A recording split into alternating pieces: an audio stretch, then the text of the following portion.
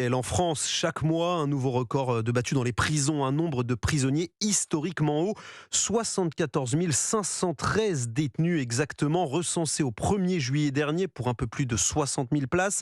Une surpopulation carcérale chronique qui a valu à la France une condamnation de la Cour européenne des droits de l'homme mi-juillet.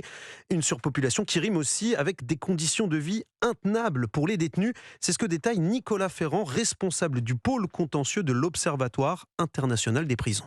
Pour les personnes détenues, il faut imaginer un peu ce que c'est quand un détenu dort sur un matelas à même le sol. C'est la nuit passée sur le matelas, mais en réalité, pendant la journée, ça posait aussi beaucoup de problèmes puisque les personnes sont détenues dans des cellules d'environ 9 mètres carrés. Elles y restent 22 heures sur 24 en journée. Si vous laissez le matelas sur le sol, vous pouvez absolument plus circuler dans la cellule. Ça pose véritablement des problèmes de cohabitation pour 3 personnes dans 9 mètres carrés. Dans beaucoup d'établissements, les toilettes ne sont pas cloisonnées. Vous imaginez les problèmes de promiscuité que ça peut poser. Puis ensuite, vous avez en réalité tout qui dysfonctionne. C'est-à-dire que quand une prison est conçue pour recevoir 100 personnes, si elle en reçoit 200, vous n'avez pas assez d'offres médicales, vous n'avez pas assez d'activités, les parloirs sont pas suffisamment grands pour recevoir toutes les familles. Ce sont tous les droits des personnes détenues qui sont atteints et qui rendent ces établissements, qui les mettent sous tension et qui en font de véritables cocottes minutes. Propos recueillis par Chloé Lagadou.